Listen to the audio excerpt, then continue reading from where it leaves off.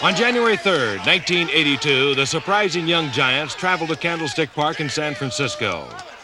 There, they met the Cinderella 49ers, with a berth in the NFC Championship game at stake.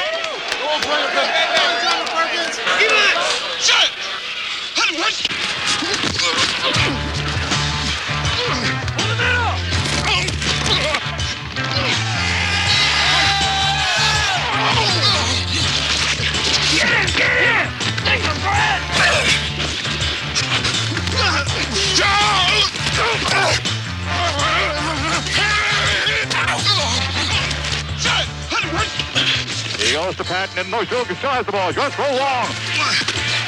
Way down for the end zone. He's got a man. Complete touchdown. Bit of the line goes Patton to the 20-yard line. He's going to 15. He's going to go in. San Francisco built a 17-point lead. Forget it, Giants. You're done. Hang it up, Giants. The Giants would not concede. Wide receivers either end. Mullity comes in motion. He is back from the 32. Bruno throws long. He's got a man. Perkins has the ball. 30, 25, 20, 15, 10. He's going in. The Giants pulled it within a touchdown.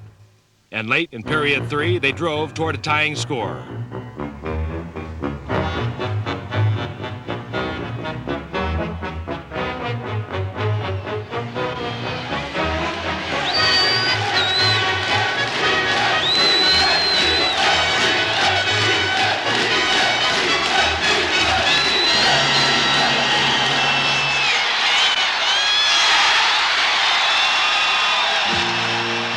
Nobody beat the 49ers in the playoffs. But the proud young Giants battled them to the very end. With just a minute 21 left in the game and the outcome already decided, the Giants scored their final touchdown.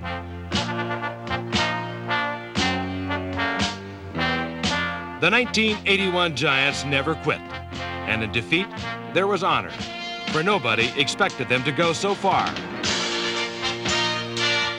At season's beginning, Giants Stadium had never had a winner.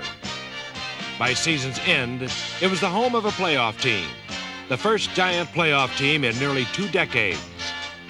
A team that turned promise and potential into real progress.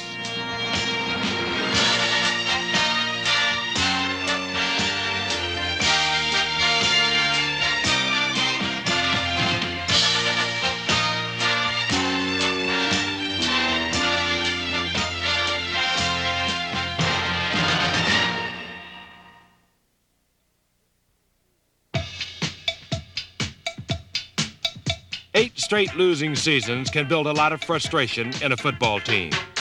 For the Giants, 1981 was their chance to get even.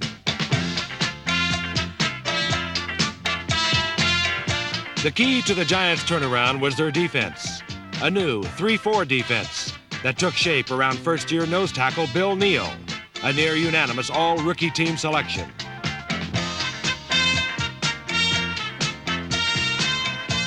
Neal's spirited presence gave the Giants superb inside strength and was a big reason why they allowed the fewest yards per rushing attempt in all of football. Passing against the Giants was just as difficult. Free safety B.Z. Reese and cornerback Terry Jackson teamed with strong safety Bill Courier and cornerback Mark Haynes to give the Giants one of the NFL's stingiest secondaries. Haynes had a particularly good season. The former #1 draft choice was picked on often, but Haynes routinely knocked down all challenges en route to being named first team All-Pro by 3 different selection services. The Giants' strongest defensive area was linebacking, made even better in 1981 by the return of Harry Carson from injured reserve. In his 6th pro season, Carson made the Pro Bowl for the 3rd time. Another returnee from injured reserve was number 55, Brian Kelly, the Giants' defensive signal caller.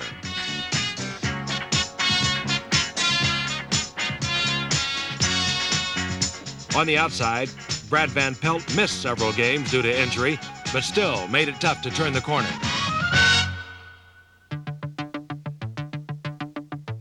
And then, of course, there was Lawrence Taylor, the finest young defensive player to come to pro football in many seasons. Taylor's no-nonsense tackling earned him every form of all-pro recognition available. But the most meaningful testimony to his talent came from his teammates. I went to the movies and saw Superman 1, and I went to the movies, I saw Superman 2. But then I said to myself, I said, now I'm playing with Superman 3, and that's Lawrence Taylor.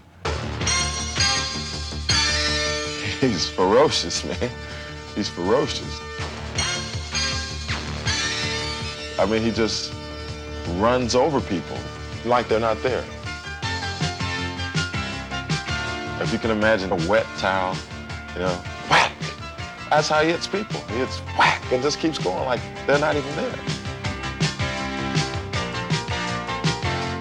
Taylor was the most dominant defensive player in the game, and even soft-spoken Giant head coach Ray Perkins sang his praises. He's a prototype outside linebacker for the National Football League. You know, he's an excellent blitzer, he's an excellent tackler, he's smart, and he's had a great impact on our football team.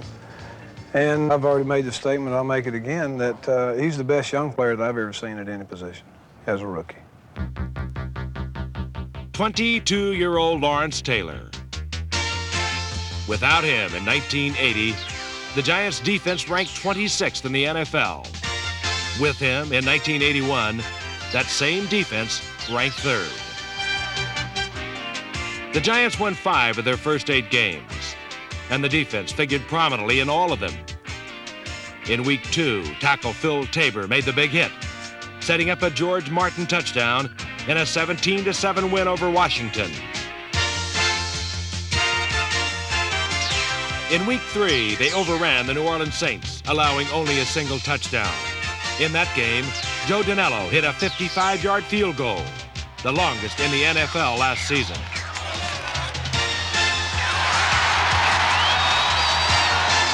The Giants won 20-7. Rookie lineman Bill Neal paced a Week 6 pass rush that laid waste to everything in sight in a 34-14 win over the Cardinals. Out in Seattle, defensive end George Martin led a 5-sack attack as the Giants shut out the Seahawks 32-0.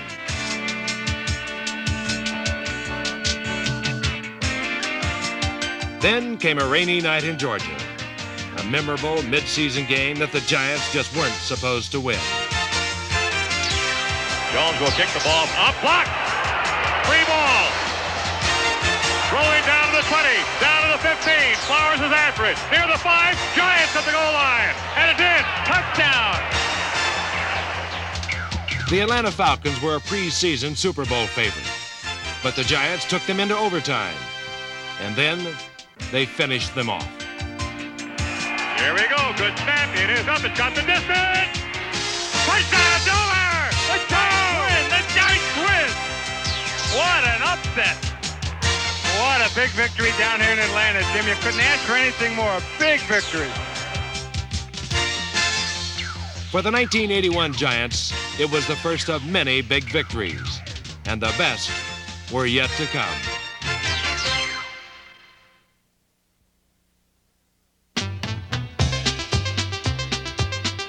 As a member of the Houston Oilers, running back Rob Carpenter labored in the shadow of the great Earl Campbell.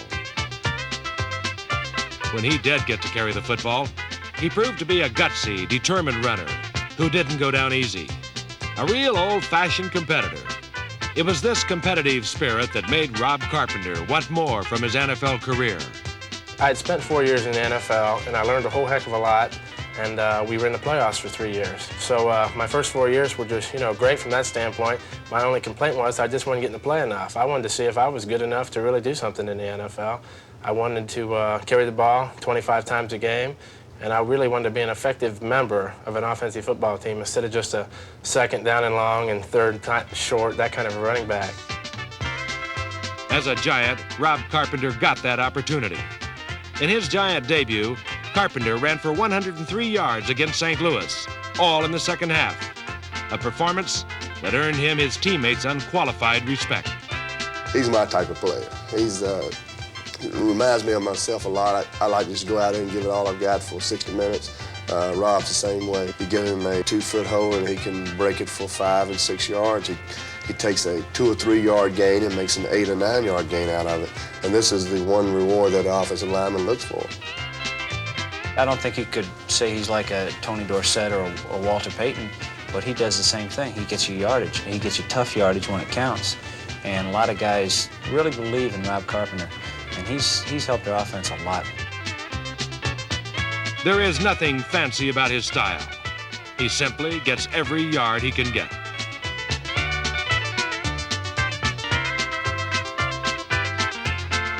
Nobody worked harder to make the Giants' offense successful.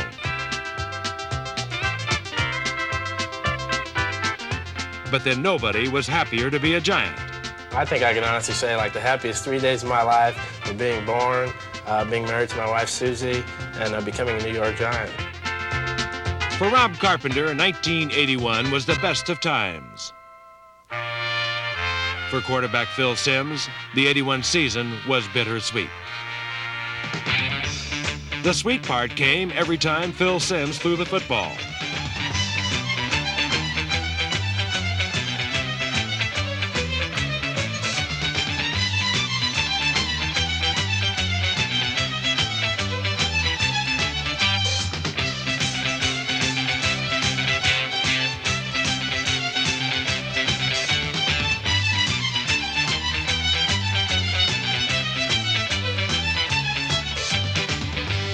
Simms has always been able to drill tight spirals through coverage.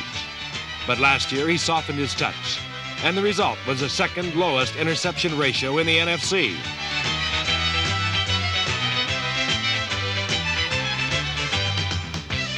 His most spectacular receiver was Ernest Gray. His most consistent was Johnny Perkins.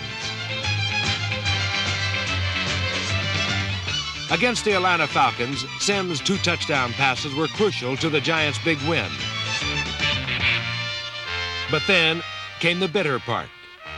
For the Falcon game was the last time all season Phil Simms would lead the Giants to victory. The Giants fell into a mid-season slump. In Week 9, the AFC's hottest team made some mistakes. But Beasley Reese's score was the Giants' only one in a 26-7 loss to the Jets. In Green Bay, reserve quarterback Scott Bruner rallied the Giants from a 20-point deficit. But in the end, the Packers prevailed 26-24.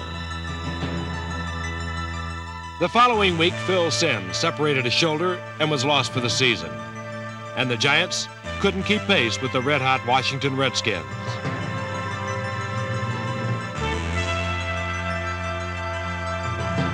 The Giants' 1981 season was slowly slipping away. We had lost 3 in a row because we had lost to the Jets, Green Bay, Washington.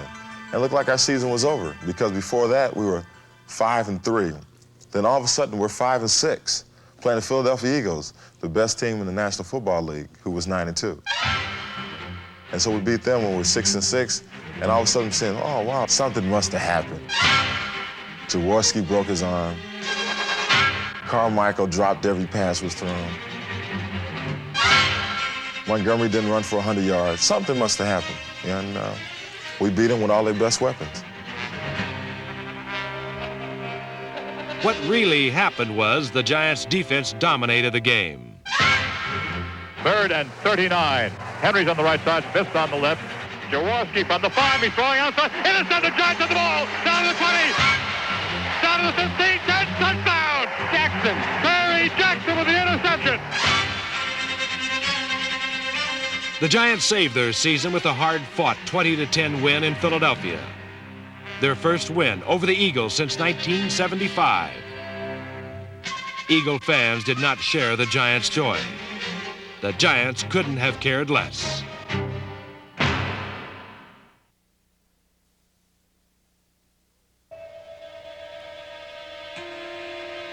Going into December, the Giants needed to win all 3 of their remaining regular season games to have any chance at all of making the playoffs. and that's exactly what they did.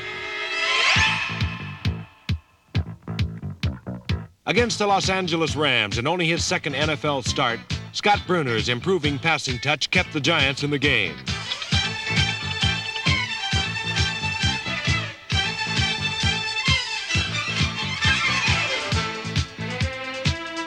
In the end, a Rob Carpenter touchdown and tough Giant defense added up to win number 1.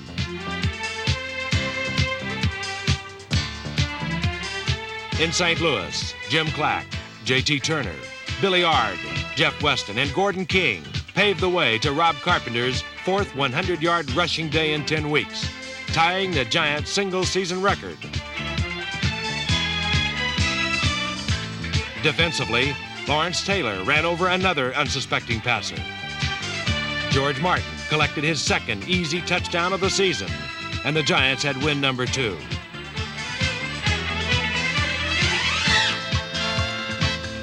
But the third and final win would be the toughest, for it would have to come over the division-leading Dallas Cowboys and their multifaceted high-scoring attack. Clearly, this was a job for the Giant defense.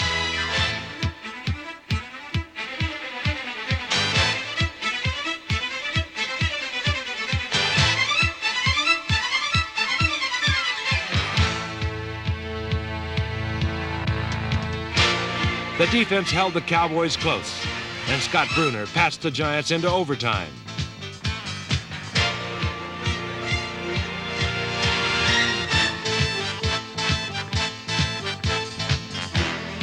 In sudden death, the Giants did it all. Carpenter and Perry in the backfield. Gives the ball to Perry. He keeps the ball himself. He's all by himself. He's at the 40 to 30, 25, 20. What a bootleg! Oh! Bruner's brilliant bootleg carried to the Cowboys' 17-yard line, setting up a game-winning field goal attempt. Here comes the ball. Here's the kick by Dinello. No good. No good. Hit the upright. Oh, it looked good. Teams with less character might have tossed in the towel. The no-quit Giants went out and gave Dinello another chance. Looking downfield. It's intercepted by Hunt. Hunt gets the ball at the 30, at the 25. A big interception by Byron Hunt. Once again, the defense saved the day. And this time, Dinello didn't miss. Here we go. Here comes the snap. Here's the boot. It looks good. It's good. The Giants win. The Giants win. The Giants win. The Giants may be in a playoff. And these fans are going crackers. Let's just give them a listen. Let them roar.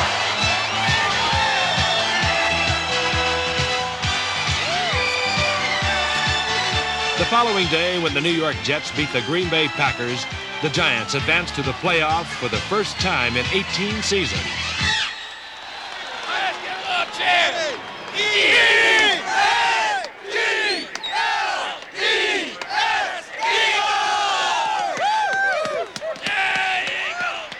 And what better place to make their long-awaited playoff appearance than Veterans Stadium, Philadelphia, the scene of so many Giant disappointments.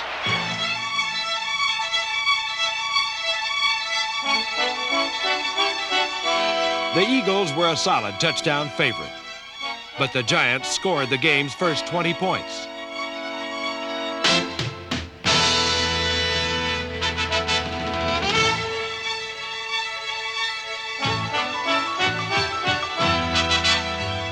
Come to the right, and Henry will take it. He drops it at the 5. It's loose.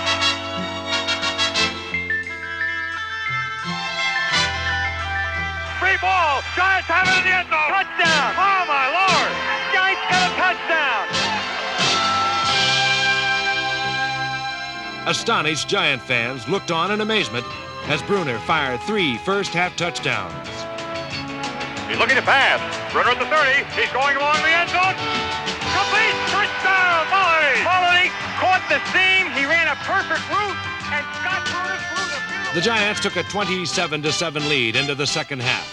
Naturally, the defending NFC champions battled back.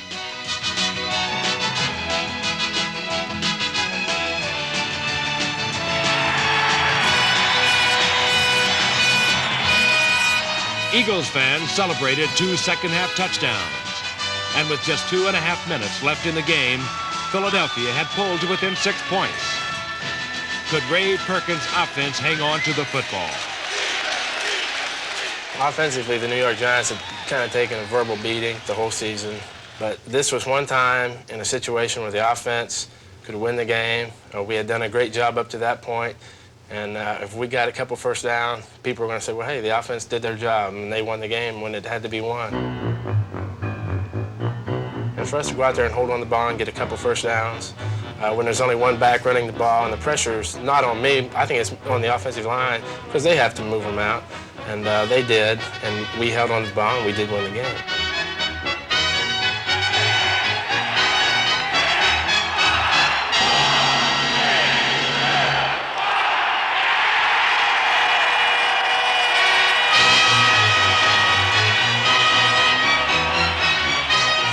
For the Giants, it was their most meaningful victory since 1963.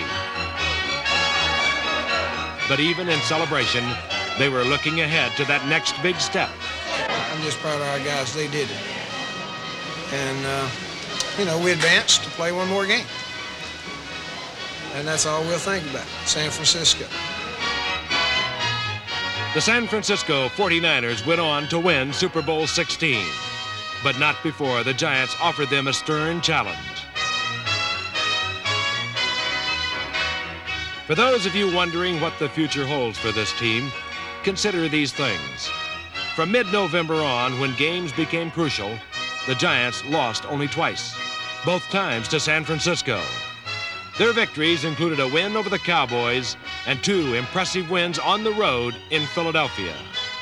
Now that, Giant fans, is a step in the right direction.